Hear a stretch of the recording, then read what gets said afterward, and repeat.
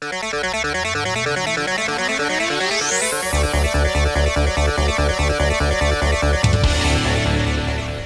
everyone, welcome back to IGN Live at Gamescom 2015, brought to you by Homefront The Revolution.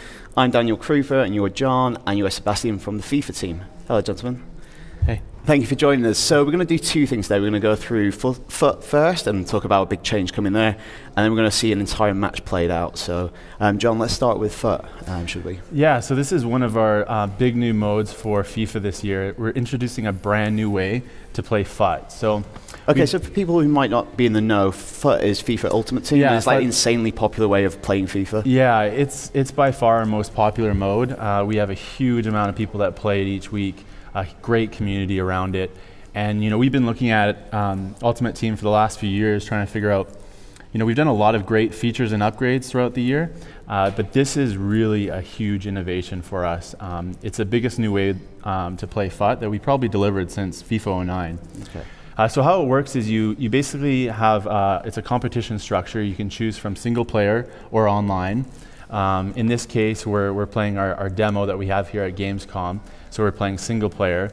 How it starts off is you basically get to choose from 5 formations. So this is what you see here. The people that we have playing for us right now will choose from a formation. Let's see. Every time that you come into draft, you're going to have to choose from a different formation. Next up, you see is a reveal of our captains. So these are 5 different players. They're kind of top tier players. You see that we have Neymar there, which is a great player to kind of build your team from. Ultimate Team's all about building great chemistry. So in the top right of the screen, you see rating as well as chemistry. There's kind of this yin and yang with, you want to have the great players in your team, but you also want to build a team with great chemistry. You build great chemistry by matching up players with the same nationality, having players with the same league or club. So as we kind of go through this, one of the big things as you pick the different players and you start building out your team is who you're going to pick. So I'm reading through the screen here. Every time we play this mode, we literally have people. Yes, I'm thinking I want Lucas here. Yeah. So it's constant banter. We kind of have, we'll be playing it in the studio, and we'll literally have people come around the screen, and people will be picking and choosing who we should pick. So for here, okay, so we've got a Brazilian there. See a preview? Yeah, so you can do preview, which is nice too, by pressing X button on Xbox. You can quickly see how is that player going to impact you in that position. You're not committed to that decision. Yeah, you're not committed. You kind of see exactly what that's going to mean. What are the most powerful factors? Is it nationality, or are they all kind of equally weighted? Well, if you play for the same club, because that's a club and a league link, that's going to be the most powerful. Okay. League and nationality are about the same. As I go through here, so who have you picked so far? Oh, see, it's always so hard to know, should you go for the rating or should you go for that link? That's going to be a 39 chemistry. Okay, let's go to, that seems pretty good. So it's trying to tap into the idea that the best players don't always make the best team necessarily. Yeah, exactly. So as you're going through your starting 11, it's really key to try and figure out what kind of team are you going to build. So what we found is usually you'll start building a specific league. So you might start off with the English Premier League. In this case, we started out with the Spanish league. But sometimes you'll pull a really great player as you go through this draft process, and you might have to switch your strategy because now you want to build that team around that next best player. I don't know if you watched our video of announcing Ultimate Team of Carragher and Neville. Right now, I feel like one of them because I want to go there and just. You want to stand up and start pointing at the screen? Like, what are you doing? How can you pick that player instead of the other one? I don't think we have that functionality available. Yeah, no. So as you're going through this process, it's really key to maximize chemistry, maximize rating, because that's going to give you the most potential in gameplay. So if you let me interrupt you, so the beauty of this as well is the ability to play very quickly with players that are extremely difficult to get in the normal Ultimate Team. So for people that never try the mode, it's really excellent to learn about chemistry, to learn about what good players can give you. And for experienced players, so beyond the rewards that they get, it's also about, okay, so I never tried, for example, Mascherano, and maybe they really like him. So it's a good way for searching, okay, what are the players that you really want for your Ultimate Team squad? Absolutely. I think in many ways it's almost a distillation of what Ultimate Team is in a much shorter, compact form. Give people like a taster of it. Yeah, and exactly. They get sucked in, because it's kind of an investment. You know, you make a big investment in FUT. Yeah, exactly. You get to kind of test drive some of these players, and what we found as we've gone through it is you end up building squads that you would have never thought of before, because of the choices that you're put forward with. So once you have your squad, then you basically compete in online or single player for rewards. So we're just going to complete our squad here with the subs and reserves. So these are almost like wild players. These are players that you can go back to your starting 11 and kind of improve. We've done a great job building a really high chemistry team, 81 rating. That's pretty good. Make some strategic improvements that we've just got from our subs and reserves slots. But it really, so when you get the subs and the reserves, it gives you that second chance, so it doesn't feel as harsh when you didn't get a good pick in one of those other choices. And also managers as well. Yeah, so the last piece on completing your club is choosing your manager. So we're quickly previewing to see, okay, who's going to be impacted by this. So different players on the pitch based on the nationality are going to get chemistry boosts, so they're going to perform better in the game. And then once you've done that, then there's a quick summary screen, so you can quickly see what are my top players, where are my ratings across different areas. That squad rating is key, so combination of team chemistry and team rating. And there you have it. So from here, you basically then go into the full gameplay with this club. So if you're playing online, you'd be competing against another draft squad. If you're playing single player, then you play against the AI. And how it works is it's basically a win streak model. So even if you lose, so you basically enter a FUT draft with coins with FIFA points, or there's a new draft token that we built. So those are accessible in packs. You might be able to pull those, and that gives you entry into these competitions. Even if you lose your first match, you're still going to get that value back. But if you're able to put together a few wins, you're going to see way better prizes come out in the end. So a very rewarding mode for sure. Great. And super fun as well. So it's really, when you play with your mates, sitting on a Friday night, something like that, is the banter that can come out of that is fantastic. So we've segued here. We've just set up a match scene as we're in Germany. We've picked Borussia Mönchengladbach, and who else did we pick? Dortmund. So yeah, was that a new training game as well? Yes. So here what we have as well, the first thing that you see is Gladbach Stadium. So that's new into FIFA. We have 9 new stadiums this year. But the other thing is the Bundesliga overlay graphics. Okay, yeah. So it's authentic like the Premier League, which you already had. Yeah, exactly. So last year we did the Premier League. We got fantastic feedback out of that. And this year, so we managed to create the Bundesliga graphics that really puts you... Yeah, the Premier League stuff is so good. It just gives you that... You can't really distinguish it. It's the ultimate immersion. Yeah. But it's not just about the graphics. So there are tons of different details here and there. For example, chants. So there is nothing as immersive as hearing the crowds like a super loud. And this year we added more than 900 chants, from teams all over the world. It really feels impressive. How do you add them? Do you actually record them at stadiums, or do you get there are specific requirements on how we capture the crowd. So we need to capture different channels, etc. So we work in general with the broadcasters to get the audio, and then it's a licensing thing. So you need to identify that is like a profanity free, those kind of things, and license the melody. So obviously that gets rid of about 90% of all football chants immediately. Well, not really. They can be edited as well. But it's a really awesome thing, hearing the chants and at the right moments, because we do that. So good chance they play when you're playing well. Oh, that was really quite nice good header. Yes. And so he's going to celebrate. No, he didn't reach the camera, because we have new celebrations as well.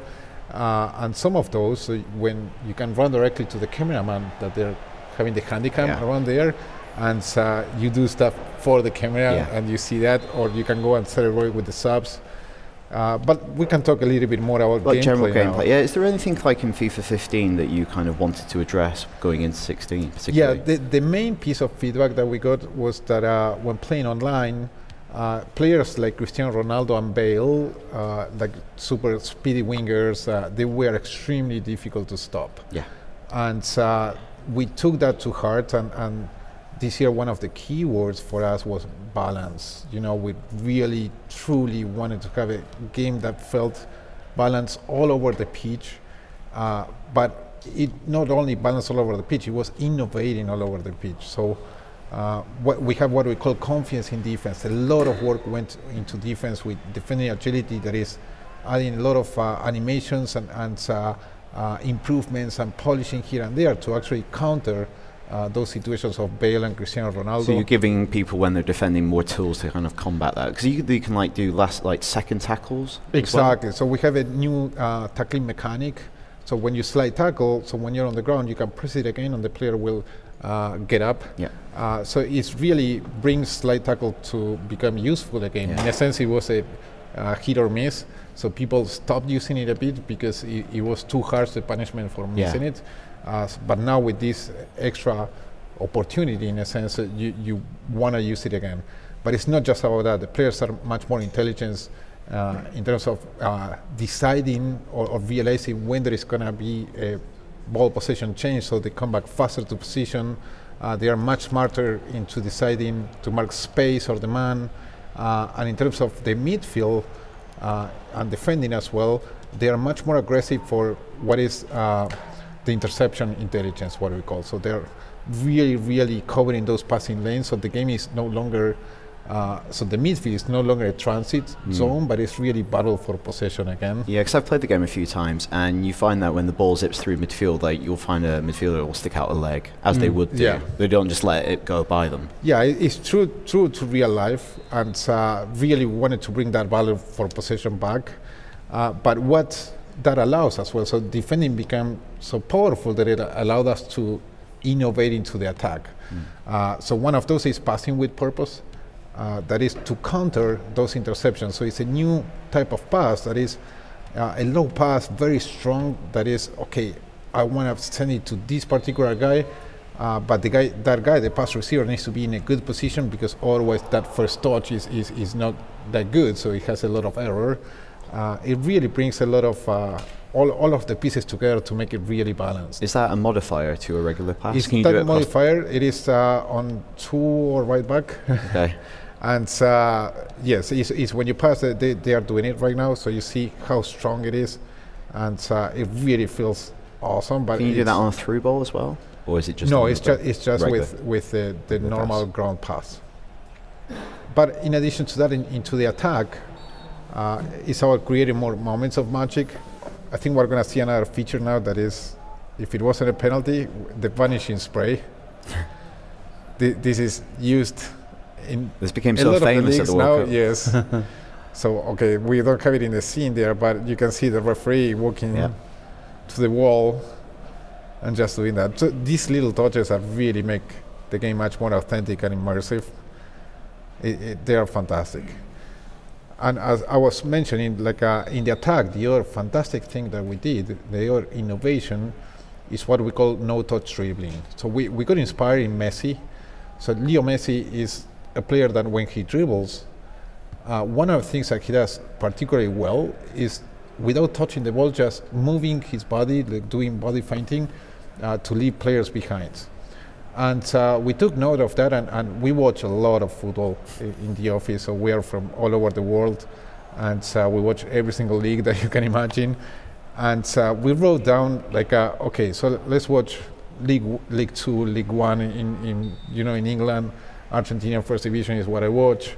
And we were really noting, okay, every player, regardless of how good they are, they do it. So they do that kind of no-touch dribble, is how we call it.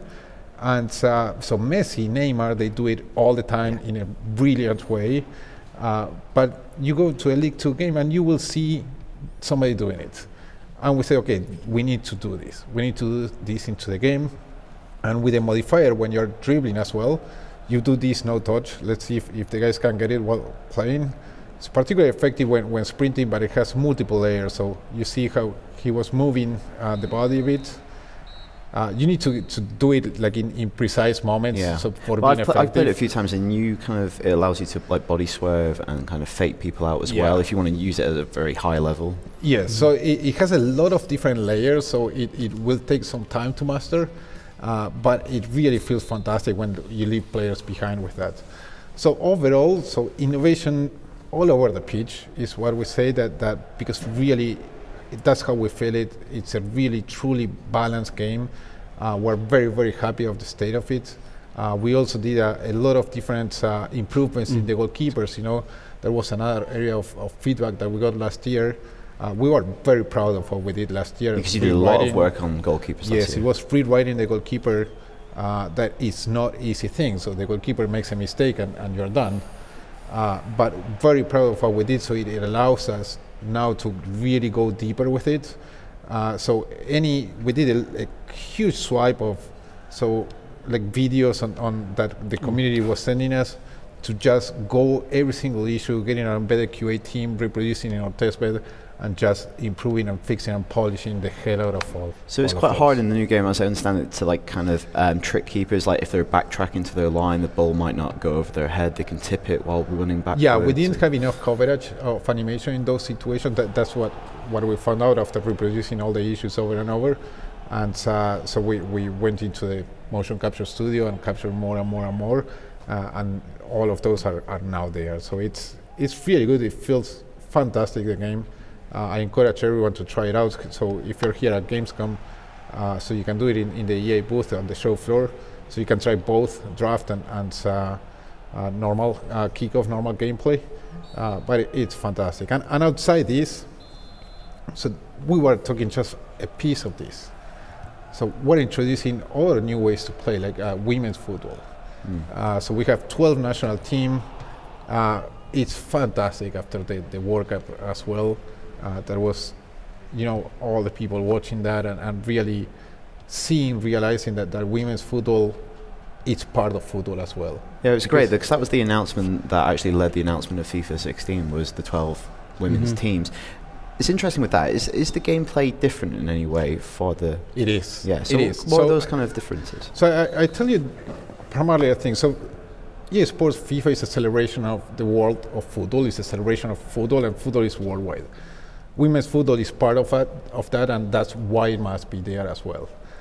But the amount of things that we did for doing it well, because that's how we like doing things.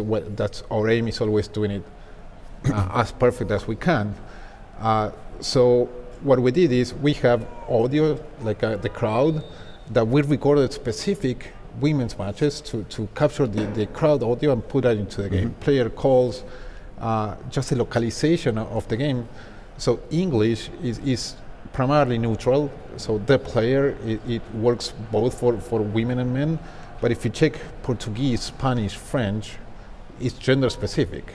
Right, so you have in Spanish, so I'm Spanish native speaker, it's el jugador for a man and la jugadora for female. So a lot of effort into localization wise. Imagine that we have a legacy of how many years of commentary that was almost 40% recording, 40% of all the assets again, just to be female specific.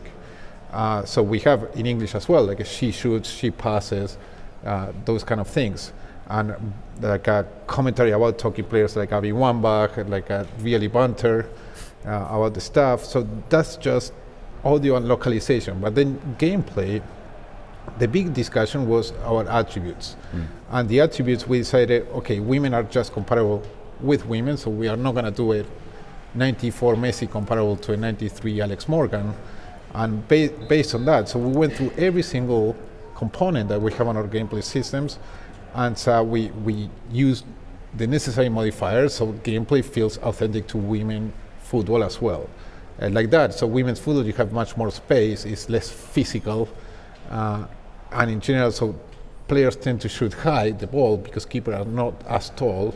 So all those little nuances, if you try it out, you will feel it different. You will feel okay. It's much more authentic to women's football. And the character models are different as well. They're very specific. They've been not modeled on the anatomy of women. It's rather than just like changing the heads on them. No, absolutely. So we replaced, so we recreated a new player rig.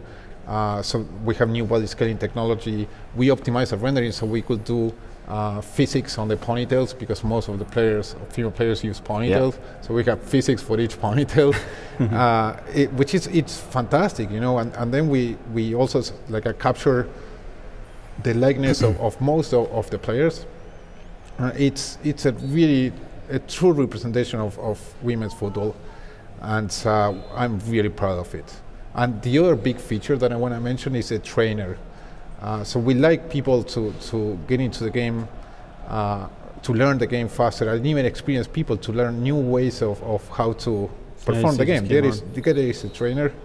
Okay, the game. We saw it a bit earlier as well. It's kind of an overlay that shows you in that moment what your options are as a player. It's showing you some of the options, because FIFA has more than 70 different controls that you can perform, or combinations that you can perform. So what we do with that, so we did a lot of research. So it was, what is the best way to learn how to play FIFA? Is you and I sitting on the same couch, and so you tell me what to do, or you tell me what are my options. That's how we got inspired for building a trainer. So it's not an avatar, but it's just giving you options of what you could do in that context. And while you successfully perform those actions, it's starting to show you more complex and complex options. And if you're an experienced player, you can go and manually select what level of complexity you want, and I bet you will learn something that you didn't know. That's great. It's a really cool addition. Thank you so much for showing us some of the big changes coming in FIFA. For more on FIFA and from Gamescom in general, stay right here on IGN.